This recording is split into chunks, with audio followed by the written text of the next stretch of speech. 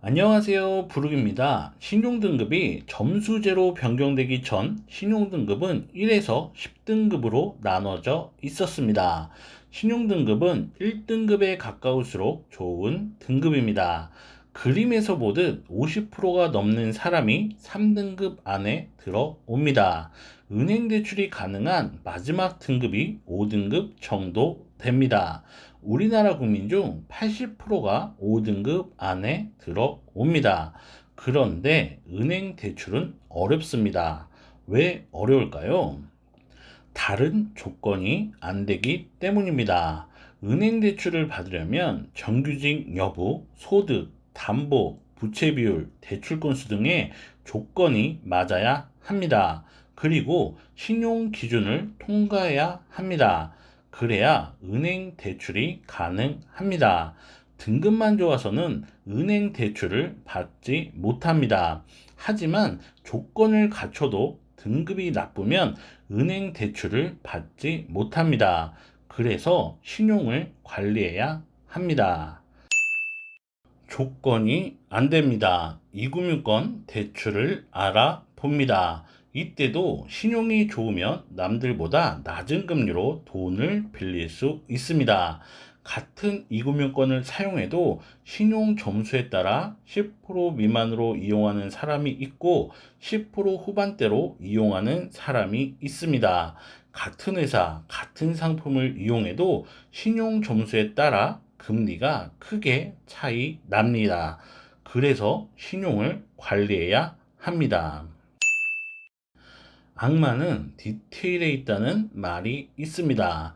작은 차이로 등급이 낮기도 높기도 합니다. 왜 그런지 신용은 어떻게 관리해야 하는지 설명드리겠습니다. 신용을 쌓으려면 거래 이력과 시간을 쌓아야 합니다. 지난 몇 년간 저 사람과 거래했는데 저 사람은 틀림없어 결제일을 한 번도 어긴 적이 없어 그런 기록을 남겨야 합니다. 아무런 신용거래가 없어도 신용이 좋다 평가받을 수 있습니다. 그러나 신용거래를 활발히 하고 문제가 없었던 사람을 따라가진 못합니다. 신용도 똑같습니다. 신용거래가 없어도 신용 점수가 높을 순 있지만 이력을 쌓은 사람을 따라가지 못합니다. 손쉽게 이력을 쌓을 수 있는 방법이 신용카드입니다. 신용카드를 사용하면 신용으로 물건을 사고 갚은 이력이 쌓입니다. 그렇게 이력을 쌓으면 신용 점수는 자연히 올라갑니다.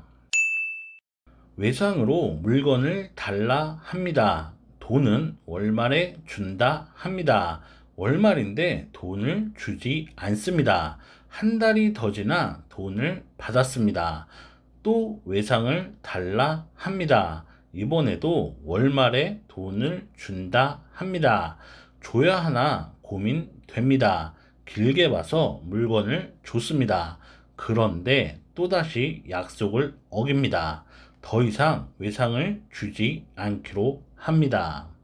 과거와 다르게 모든 거래는 기록되고 공유됩니다.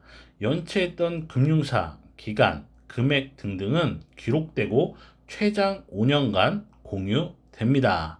신용 점수도 하락합니다. 연체가 해결되면 신용 점수는 조금씩 오릅니다. 그러나 연체했던 기록은 최장 5년간 남습니다. 신용 점수가 올라도 연체했던 기록 때문에 대출이 안 되는 경우가 있습니다.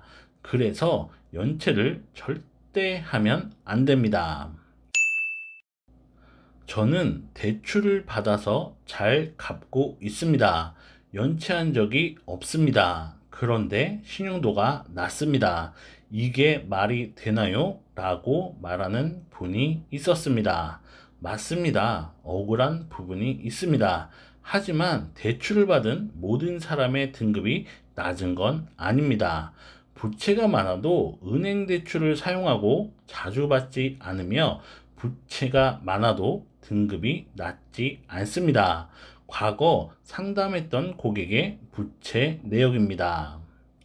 이분의 신용등급은 나이스 1등급, K12 2등급이었습니다. 이분의 신용등급은 나이스 5등급, K12 6등급이었습니다. 단기카드 대출, 흔히 현금 서비스라고 합니다. 매달 갚고 받기를 반복합니다. 대출 금액이 소액이고 여러 건으로 사용합니다.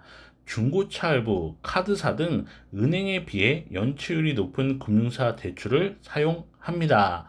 대출을 사용해도 은행권 대출을 사용하고 적은 건수를 유지하고 자주 받지 않으면 대출로 인한 등급 하락을 방지할 수 있습니다. 대출을 받으면 신용도가 하락합니다. 하지만 같은 수준으로 하락하지 않습니다. 대출받은 금융사에 따라 하락폭이 다릅니다. 왜 그럴까요? 그건 금융사별 연체율이 다르기 때문입니다. 같은 돈을 빌려도 연체율이 높은 금융사에서 돈을 빌린 사람이 연체를 더 많이 합니다. 연체율이 높은 금융사에서 돈을 빌리면 내 신용도 덩달아 떨어집니다. 연체율은 은행, 카드사와 캐피탈사, 저축은행 순으로 높습니다. 그래서 대출을 받을 땐 가능하면 은행을 활용하고 안 되면 카드사와 캐피탈사, 안 되면 그때 저축은행을 활용해야 합니다.